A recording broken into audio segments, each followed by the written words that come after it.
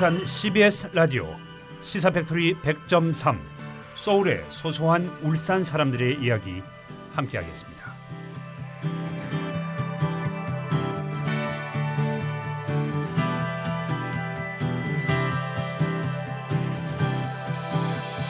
피리를 부는 사나이는 쥐를 끌고 갔던 피리를 다시 불기 시작했다. 동네에서 뛰어놀던 아이들, 집에 있던 아이들이 모두 뛰쳐나와 피리 부는 사나이를 따라 사라졌다. 마을은 텅 비어버렸다.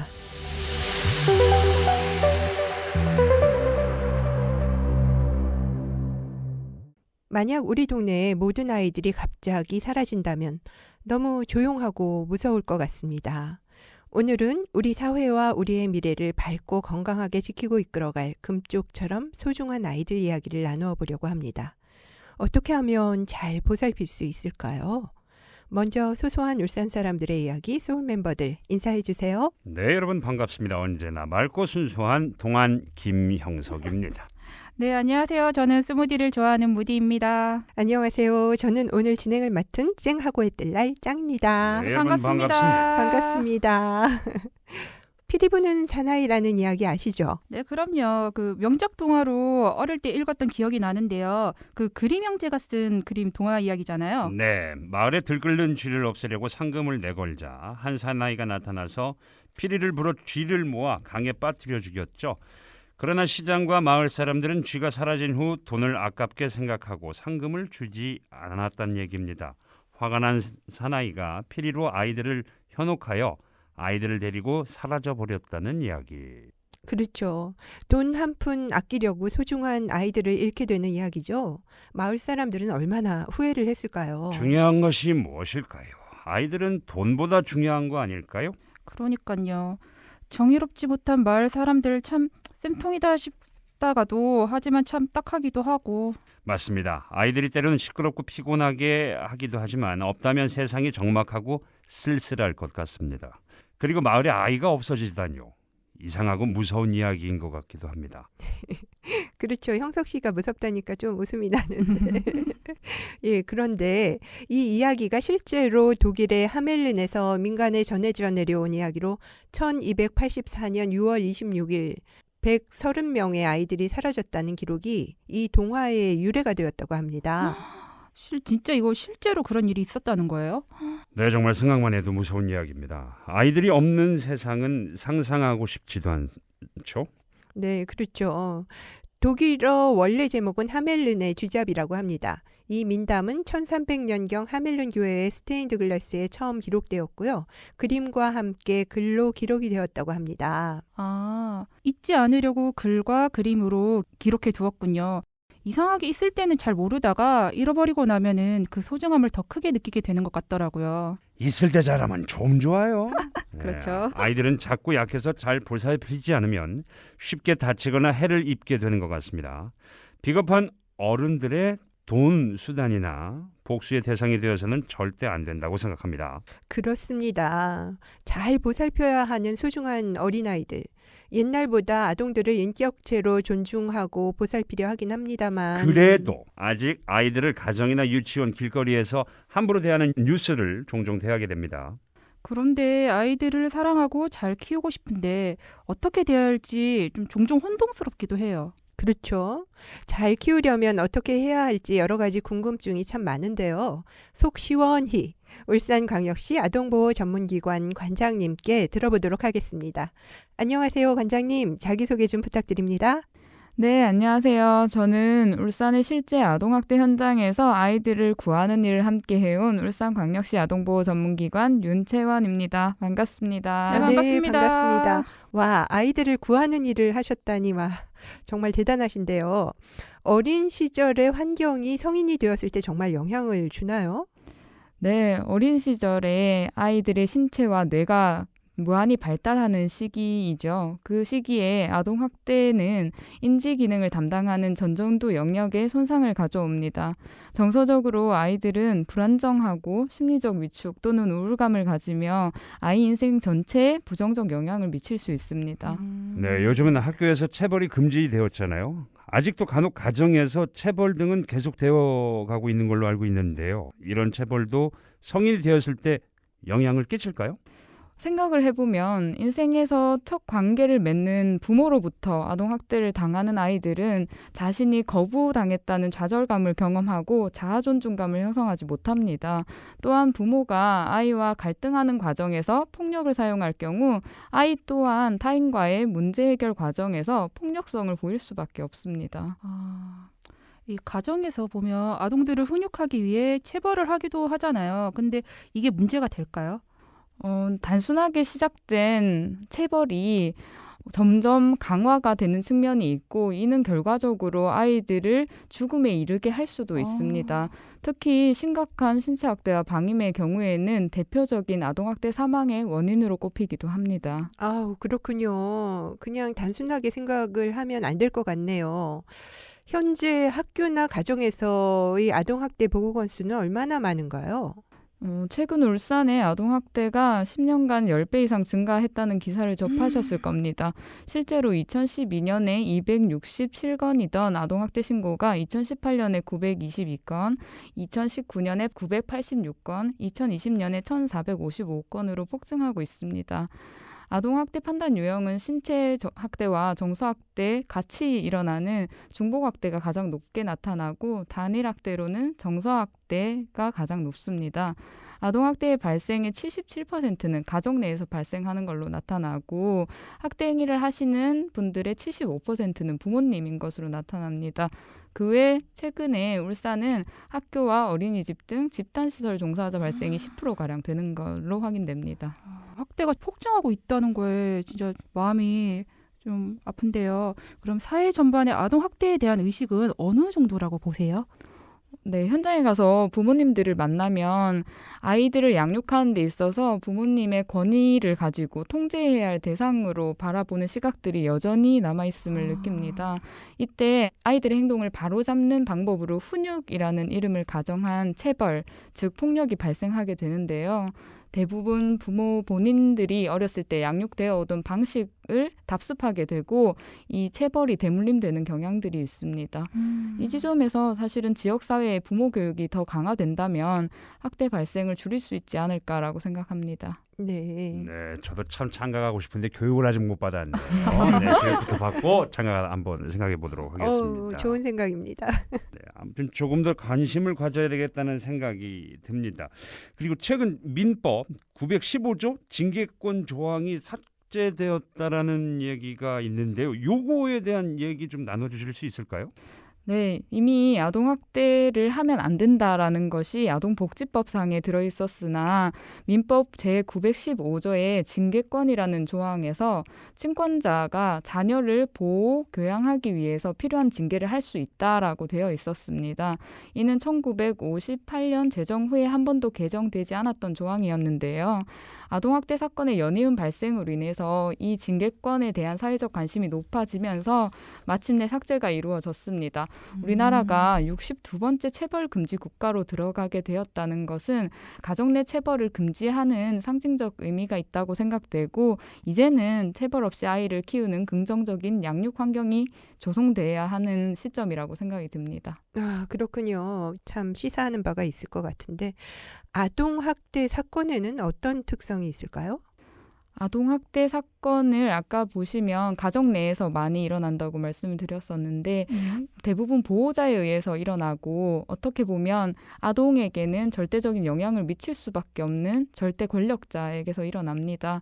그렇죠. 그러다 보니 이 아무도 볼 수 없는 가정 내 학대 같은 경우에는 은밀성과 폐쇄성을 가질 수밖에 없고 이런 은밀한 폭력들은 반복되어 일어나고 또 시간이 지남에 따라서 점점 강화될 가능성이 많습니다.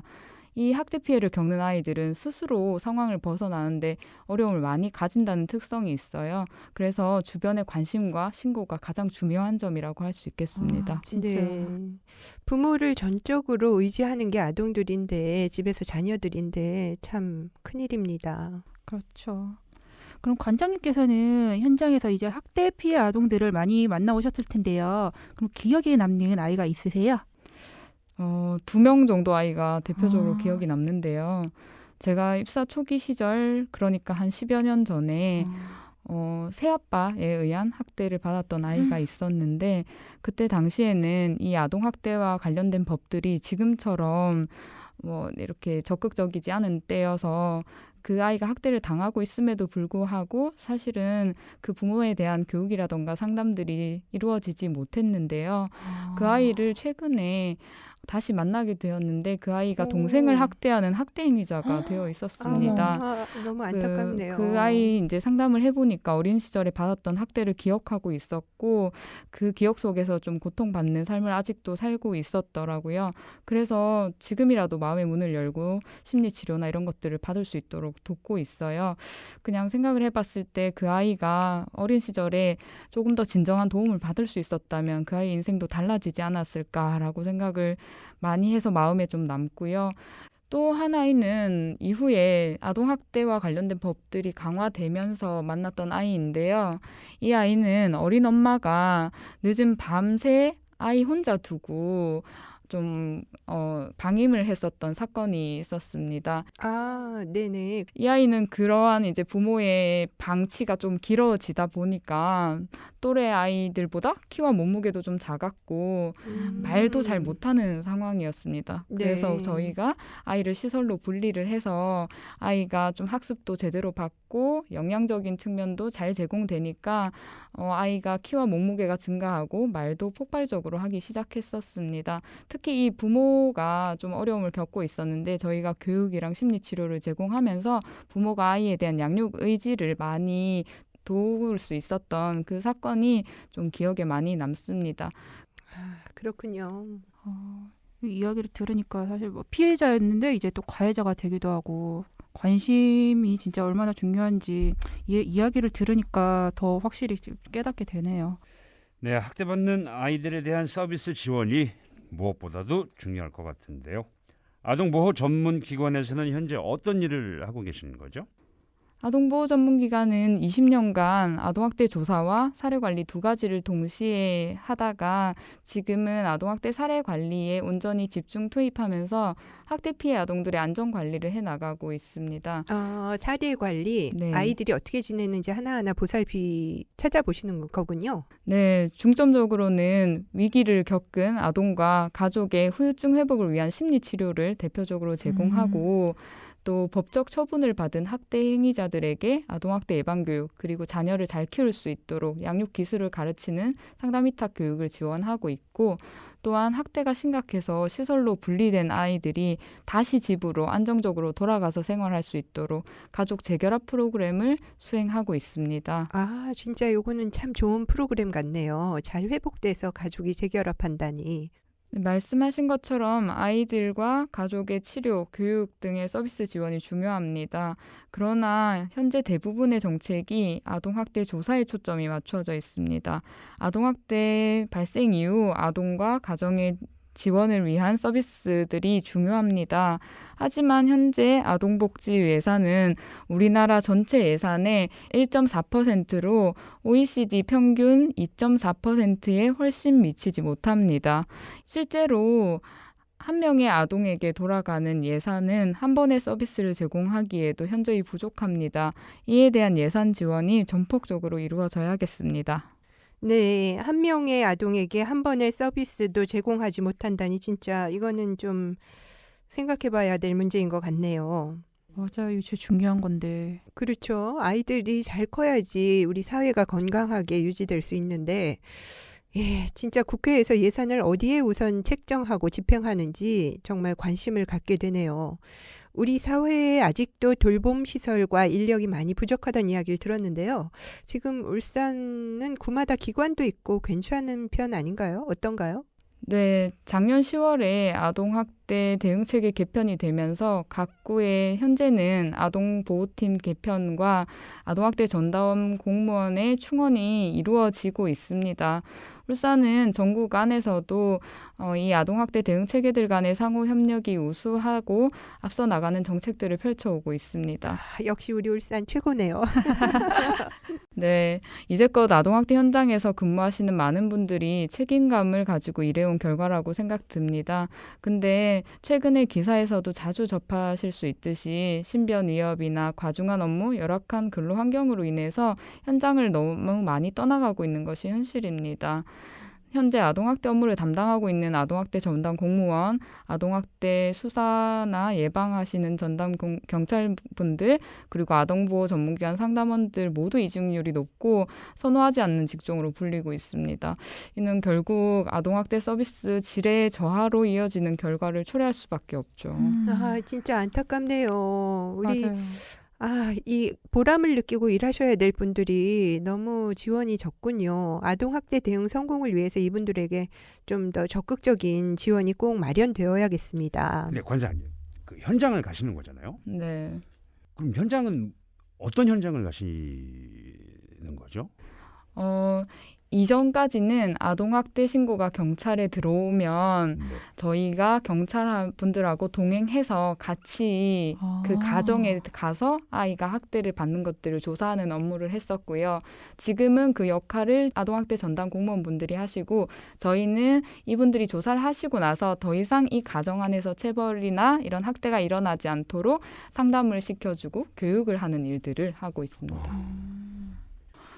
그러면은 좀 다른 이제 궁금한 게 있는데, 그럼 관장님께서는 그 보람을 느꼈던 일도 있었을 것 같은데 좀 하나 얘기해 주실 수 있으세요? 네, 개인적으로는 울산의 아동학대 예방과 이런 지원들을 위해서 최선을 다해왔다고 생각이 듭니다. 네. 정말 새벽 1시, 2시에도 학대당하는 아이들 신고가 들어오면 그 가정에 출동을 하고 했었거든요. 밤낮이 없군요. 새벽까지 출동을 하시다니. 와. 네, 지금도 네, 그렇게 하시는 분들이 많이 계시고 그때 당시에는 한 명의 아이들이라도 더 이상 학대받지 않고 잘 살 수 있도록 돕고자 하는 마음 하나였던 것 같습니다. 네. 그렇게 17년간 울산시 아동보호 전문기관이 한 곳 운영되다가 아동학대 신고가 증가함에 따라서 2017년에 한 개소 추가 개관하게 되었고 그때 당시에 추가 개관 업무를 맡아서 했던 것이 기억에 남고요. 이후에 울산의 아동보호 전문기관이 전국에서 우수 기관으로 선정되었던 것을 꼽을 수 있을 것 같습니다.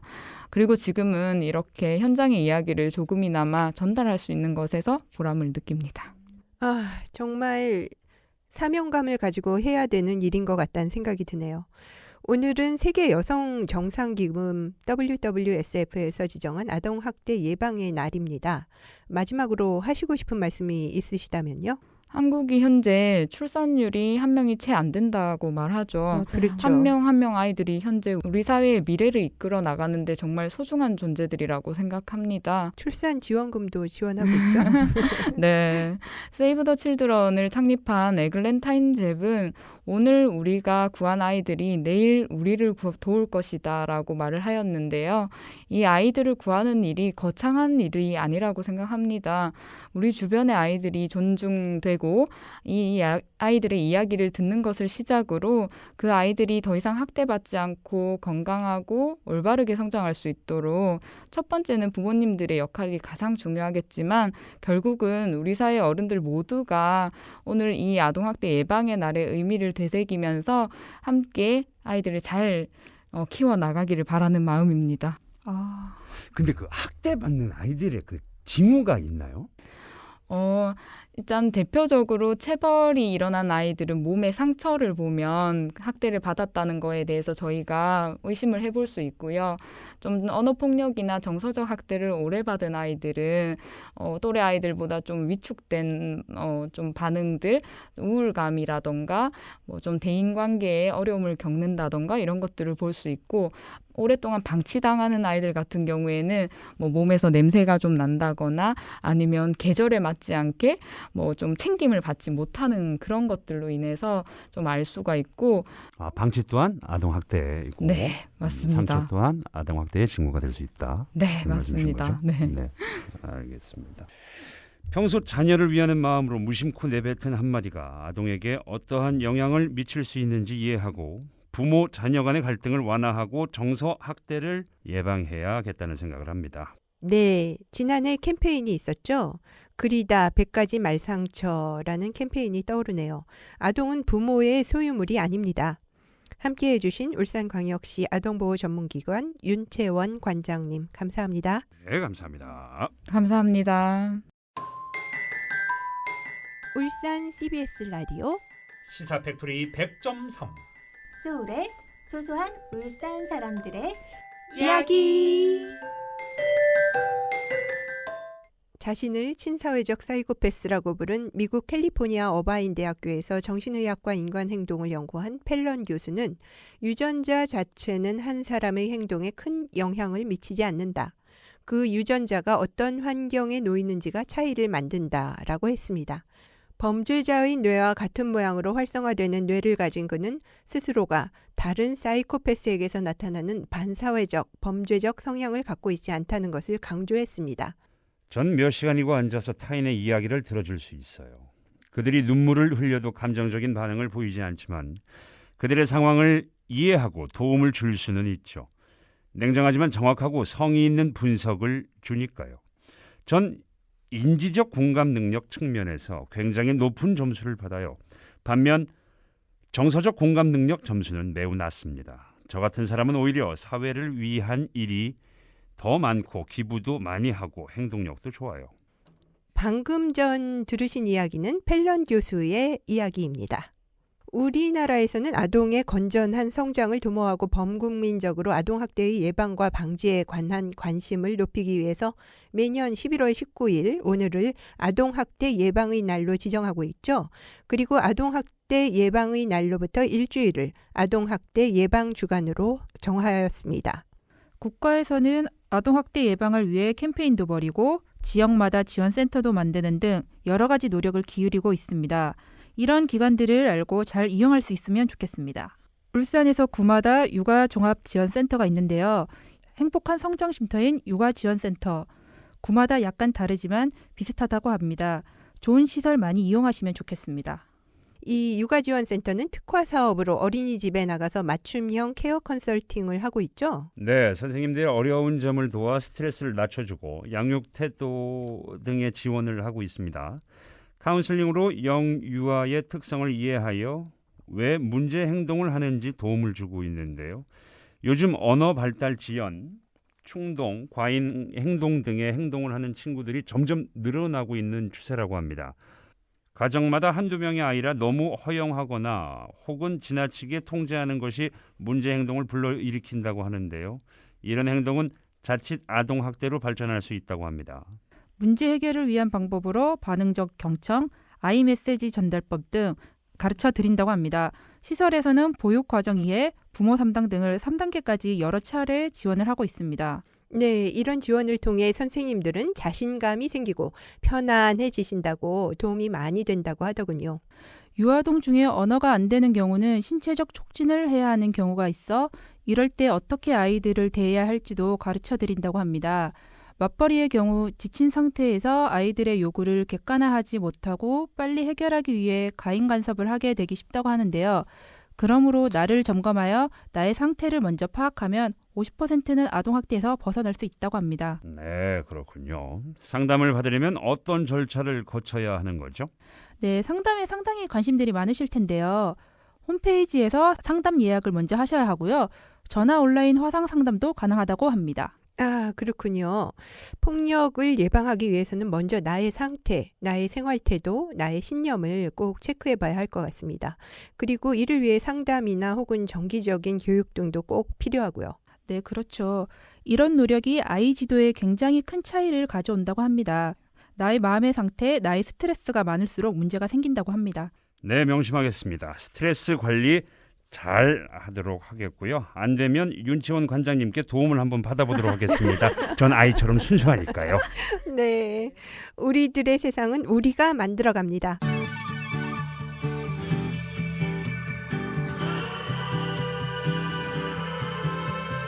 유전자 자체는 한 사람의 행동에 큰 영향을 미치지 않는다. 그 유전자가 어떤 환경에 놓이는지가 차이를 만든다. 우리 함께 행복한 아이들과 행복한 성인들이 모여 사는 행복한 사회를 만들어 가야겠습니다.